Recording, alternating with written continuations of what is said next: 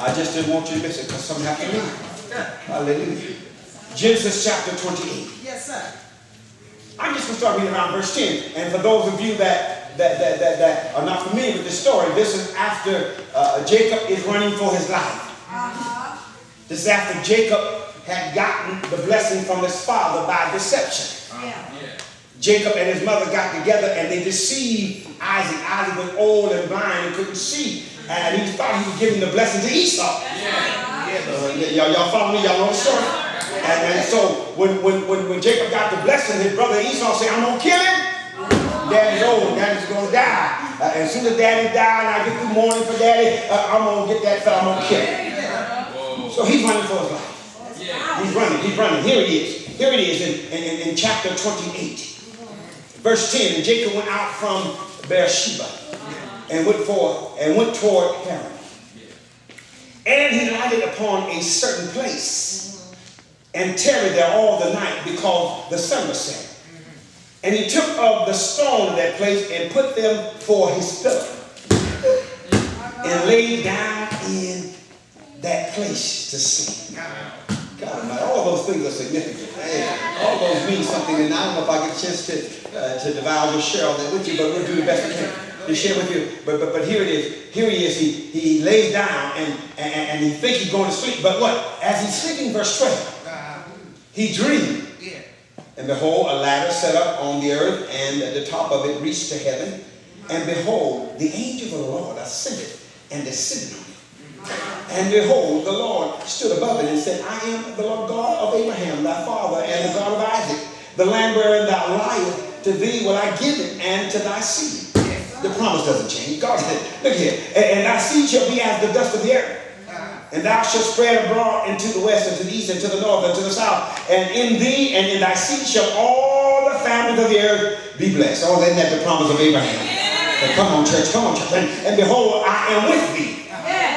And will keep thee in the place whither thou goest, and will bring thee again unto the land, for I will not leave thee until I have done that which I have spoken to thee of.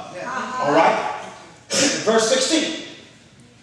Jacob awaked out of his sleep, and he said, surely the Lord is in his place. And I know it. Now you got to understand, here's this fellow, he's a fugitive. Here he is running for his life. Here he is, had just had an act of deception, had just deceived his brother, and guess what? God speaks to him. Here he is at his lowest moment, don't have nothing, leaving his family, leaving everything, but God give him a vision. God speaks to him and tell him, say, Jacob, I'm going to be with you. Jacob, I'm not going to leave you. You got to go. All right. And look at verse 17. He was afraid. He said, how dreadful is this place? God, he got in the presence of God and got afraid. And he said, this is none other but the house of God, and this is the gate of heaven. And Jacob rose up early in the morning and took the stone that he had put for his pillow. Took the stone and set it up he took the pillow and set it as a pillar. He took the pillow and set it as a pillar. And poured all upon the top of it. Called the name of the place Bethel. Somebody say Bethel. For the name of the city was called Luz at first. All right, that's the part I want to see. Verse 20. Jacob vowed a vow. He had to open his mouth. He didn't have to say nothing. God had already spoken. God had already said, I'm going to bless you. God already said, the promise of Abraham and Isaac is upon you, the second and third generation. I'm reiterating everything I said. You sure? But Jacob opened his mouth. Look at somebody, you're going to learn how to keep your mouth shut. Your mouth going to get you in trouble. He made a vow. Made a vow. Saying, God, if God will be with me and will keep me in this way that I go and will give me bread to eat. Lord, if you feed me, if you give me clothes and raiment to put on, if you give me food and clothes and shelter, so that I come again to my Father's house in peace, then shall the Lord be my God. In other words, God, I'm going to serve you. God, if you prove yourself, if you take care You allow me to return back to this place in peace. And this stone, which I have set for a pillar, shall be God's house. And of all that thou givest me, I will surely give the tenth unto thee. Oh, it's going to be quiet now. Everything you bless me, I'm going to pay my tithe. Everything you bless me, Lord, everything you give me, God, I will surely give you. And this was before the law. This before Malachi even spoke it. Oh, y'all, I'll give you a tenth. When Jacob received the call to go back, which I read in chapter 35. When God told him, I want you to go back to Bethel. In chapter 28, we see where everything took place. We see the beginning of God's call. We see the beginning of God speaking to him. We see the dream. We're climbing Jacob's ladder. We see all of that there in chapter 28.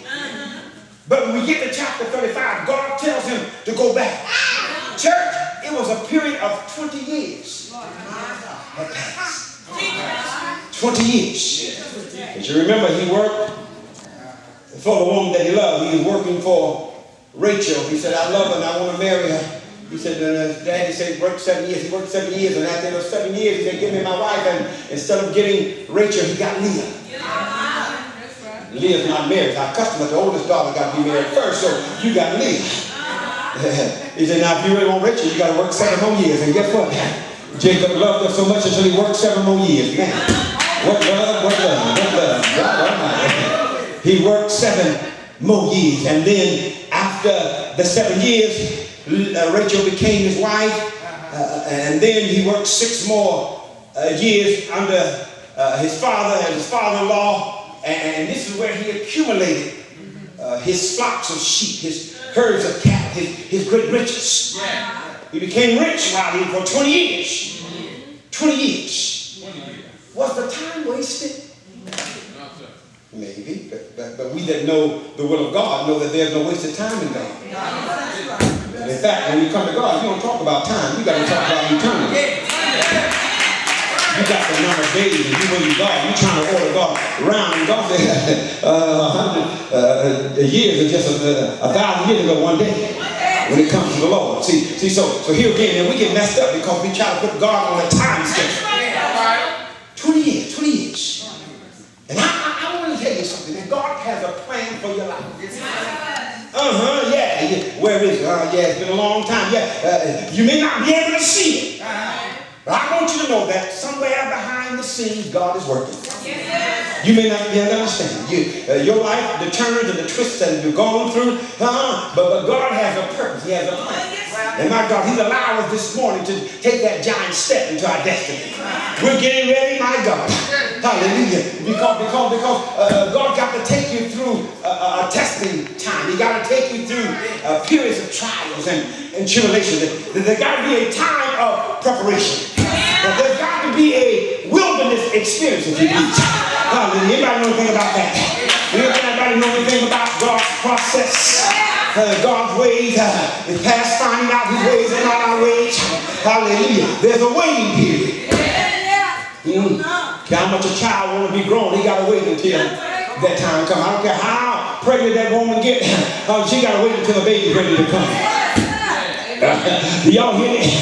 There's a waiting process, and when it comes to God, look at Moses, 20 years in me.